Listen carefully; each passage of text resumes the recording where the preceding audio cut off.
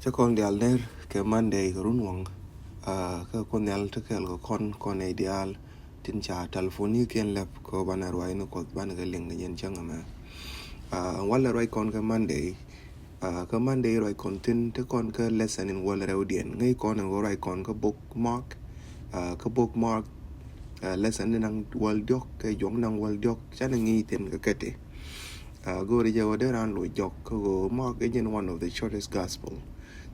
cái chỗ ngọc đi al chỗ go cái chuk wa ke la long no cái jo cái này mà chết cái mi jana to na cái Sunday go right con ko cha Jesus cha look cái cha kum cái go ba pot ya cha look cái cha pot ya Sunday right ko cha thi yin ko ji juice indeed cái Monday ra cha ben dol ala ko ji juice e je ni cái rem rum cha Yesu cha dol ka na la ko juice ke Tuesday bana right ko podo jat ko cha Yesu cha pot jat ke Wednesday bana right ko chiko da ban pin ke Thursday bana right ko lazare ko ka then ke jo ke dong mi bana right ke jen Yesu lit and wala me gwa right content bana right ka mark chu ko woldi ngai ko na memory text and wala take chu ko woldi birth 34 ngot ken kon memory text na kwen and cha na pal ka metot cause lamin go aloy ko yitas loy gwara ke bozin che boz na ko re lesson gana me ke bi ngod bo boz ko ke nin tin be nyam gwadin wadine tin ke lo ko eti diale cha gor ke kwidu ti gwara e ke nyos ko min gori ko ke ne min bi ben ke nin to beto ko ngai ne ya gwadin en go kanditi gor bang cha ko gor ke kwi go yada ba ngwa dial se yo go ke shodu ke shur ka du la kwara amen. Memory text ka mark chuko wel di per 34 jalarne ke me chi changro bok chu ye chu chut ke jo mediri Eloi lama sabaktani meloni o kozda ngu shia ban pinyo kozda ngu shia ban pinyo anjen memory text in bana right in no more ke jen jogo me ke lew ke dia wo jabo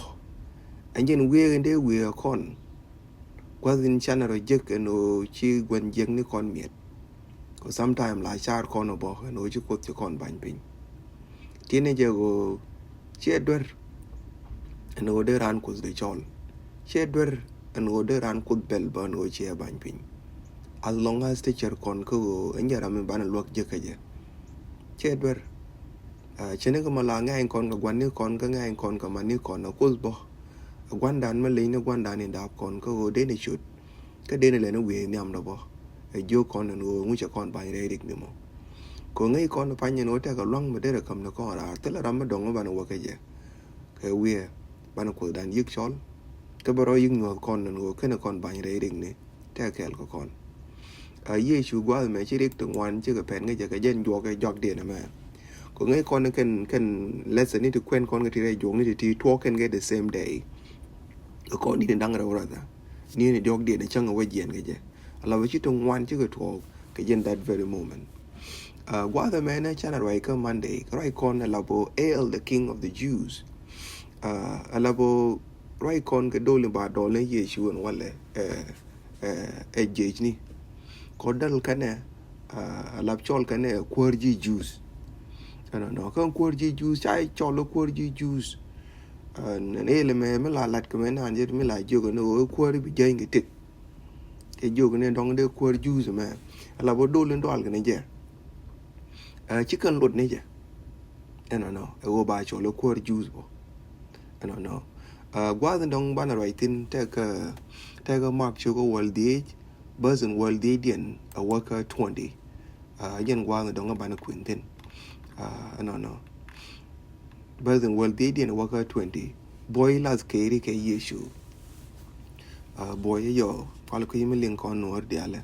boy Yesu boy las keri ke Yesu ke dol in dollar keri ke Yesu ne je no chane ja kwen bas wal di dien chalar ke go pilot o e be bon loide ted chwe ka loin Barnabas ka kor ka me che Yesu dwech chwe ja kam ke go e ba ja wo pat ja cái chẳng là pan chana rồi cái pilot the put go loin de Yesu ko de Yesu loin but bu ne ni to wan la me ke no de ram tel wer mo cái riek chỗ nong no ba Barnabas mu la mai nhìn ken ka la na ka lui ka chỗ nong no ba nya ko luin re dien ngwe no bi Barnabas ka wo lui ka ba ga wo chen je ka go ba ga kamera me tel wer na mo ne tiene ja en go mena la ta ga ru de tang ro ta la laska ka bi gwen jeng ni be me ka nyam ba ra de len cha ban pin ba ku la na ko ba men cha mek ba loin dor ba ya ka we dor ne me tuo gwa me ta ga significant ma dong ma de ko ne jek ten en go mek ra ni min jek den de me no da ro de long ko ne di tek tin wala en go dong la pal kon min go an ji ko da la ka ku dan ba no meng ni jeng ni jen pa quên là quỳ nên mà nay thì chơi kiên cả nữa cả anh muốn đi cần mình nó làm là lui cả mà làm là may nhìn kiên cái làm mình nữa cả Yesu tự làm mình nữa cả Yesu tự làm mình chẳng nghĩ cả in fact chỉ phải là cái nữa cái tình nhìn ngoan chỉ thấy cái đấy lưu đấy chú tết gì này cái tết gì rồi cái chơi cái啥để bung nhầm đấy cái đuôi của mình chỉ Yesu cái đuôi thật đó nữa cái chẳng đấy còn gì use bell cái chẳng cái đàn men wala baro nga o de kono đàn bell ko the choices we make every day cái choices de yara point kon ban ni de loy dan ja ka go an de point dan in de tek dan we mo me ja ka go la pal kon ne je pin ban we choose ni min jek ne jen ke tek dan amani re nga se me te continent ma chung wan ne de cha mek no gwen jeng ne kan min chieng kon ne jek ko jen ja we nyen lui gan ma ne kon ne ya we lui na ne tu ko wa gwen jeng ne point de en jen ngod law kon mek ne je mo ke nyam ran te ga ta mi yi winner wala parliament go den la we gor ni min je den ba 16 ja la ke chu la ke ri ye chu nang re kal dar kwar chu ko ro chol ken dial chu ke ye chu ruin ke bi mi mer ke me ja kum kwi ni tak chu ke ja la wi de bi ma mer yo me cha la point ran bi ma mer ke jen gwa te dan lun ne royalty e bi kwara ke jen gwa te dan no and then min ji tuo ga da me ngu a wa cha tai queen ni ris ka tuk ling li cha la re twisted cha la this is a twisted crown and twisted crown ka tuk ling li ni mi we gwe jama de lat burn o e kum kwara mi chiro re lot ingene cha la du wi mo in other words tele kwar mi la kam ke kum kwara mi mo kwi te yat ke ne jatin la lat ke je ka mo go along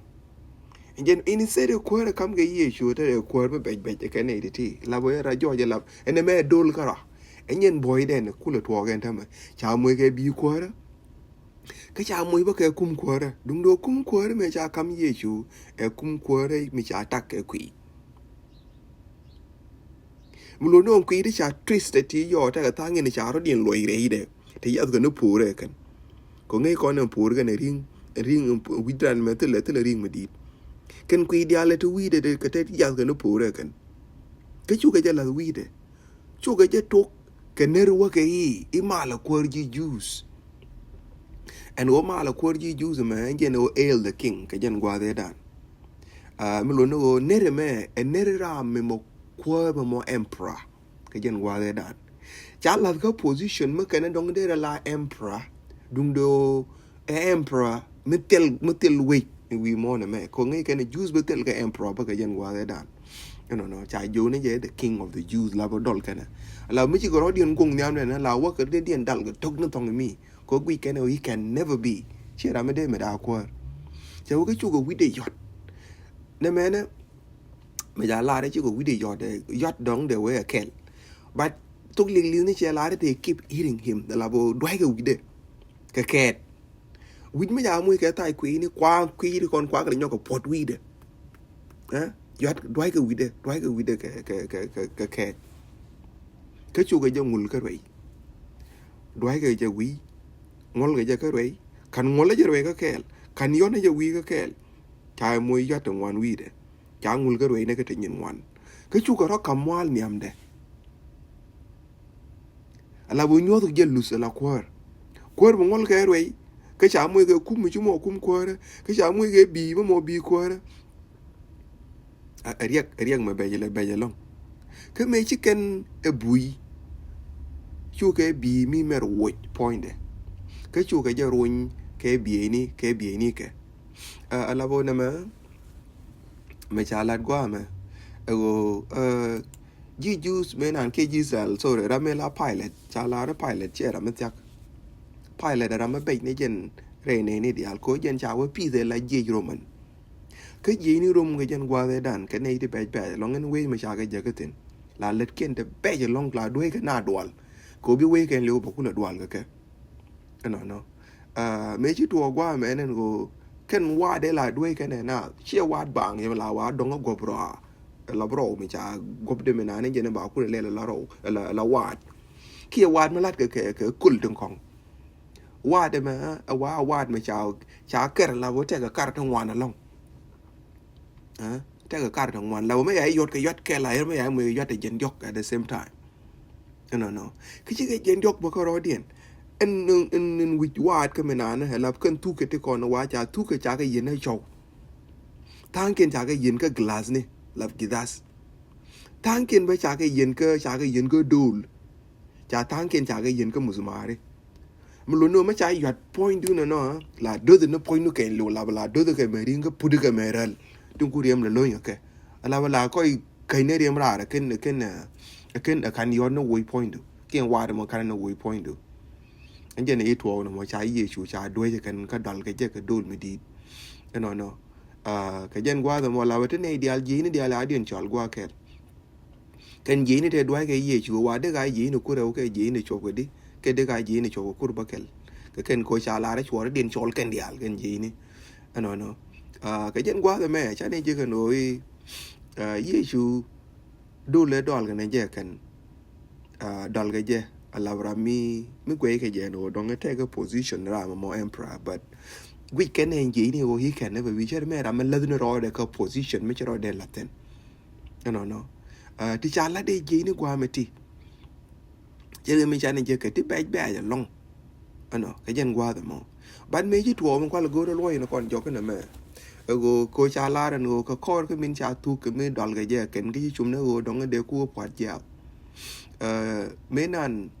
ji rom the last thing la lat ke ji en je no bai dwe re na kama dwe ke ji re na la lo nge bi ni ko amo nyen boaren di ne je ne len lia ko bi chu cheng la ra ma cha chung find the nen we ke lu ke bi chu cheng ma ra ma cha mo ga boar re ne ni dial ko la dwe bai be ku me god no me ya we lat ke ja ko pol me nan chwa reng ma di long ko cha la lat ke ko roman citizen en go dong bai dwe re na me ya lat ko roman citizen lat ke ja ko ra mi chi roman citizen mi chi mi giak lat long me cha pol me cha dwe re na ko suppose de jol try ke nyam chung ko re dwe ran chwe tek chwe dwal ga dwal ma dit ko gi no ba mo ke ko ngut en me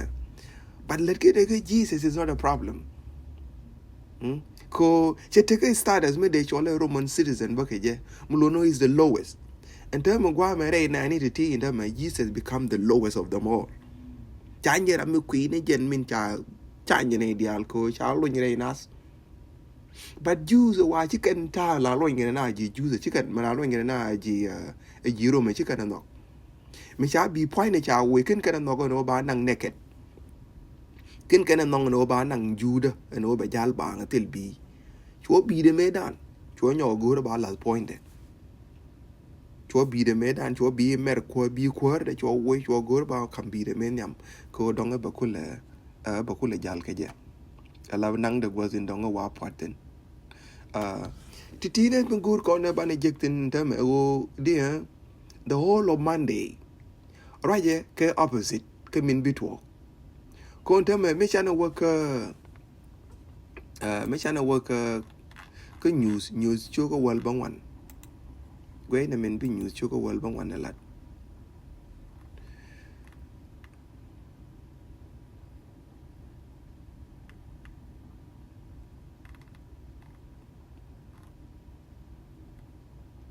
news show ko wal bangwan bas wal bakel che larne che ot kete chod me cha gwar pin point biede kene hamde ikwar kwari karwe ni nguma lat ko na tama je ni te ka te la jirom de ti lat ket me kwiken kam go rodien mwal ko gwit ka rodien chi ko rodien de me kamwal ni am dol ke je kan but ngai ko na ram right ka kama tele me chalo ni am den if only they knew when put in a man e shera mo kwar juice ka ra ka she kwarum ka ra iya kwar kwari ka rwe ni ke kwara la ba shera ma kam ni win mo na te content ka ra ara ma kav other planet ni te 99 other planet alabo era mo kwar wa ka en lew de widien yi that is why I can solve the identity ko quick can me let kana rong e put en o ka chang ben ga yesu ba wan ken yik lep ba ne dol ka kan ba yik ne ne kan be pin ka point me bi kan ba kon dia le nya gai ko ne ideality ko the feeling ka jen gwa de dan gwe je gwi kan ne Jesus do de cha do ne yesu kan gwe je gwi kan ne je chang ne ko ju se che de jek bo ko mi ko ju se cha de dol le kan de ro din yi kamwal niam de pu me kingero de ne che ben ka jen gwa de dan en tai qui ni me te ke yesu gwejin baba qui ni je ken en biye mere ja ko lo pon yesu ken ko nta me chela go na introduction ja ko pon yesu nyen gwi ko na magwa ma en o te ga me cha gwar ka gamde me la je ko kwar ka rwe ni ka bi ben ku be yesu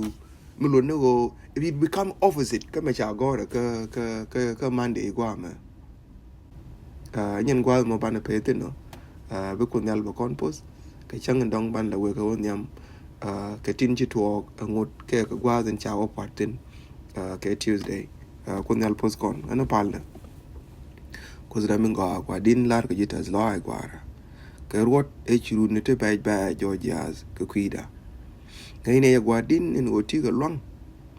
ka te kut ka long chen ka me ji lar no gwa din te dia lur ka ro ka ji ko go de chap me dong de ya la ka bat gwa din chi nok ne go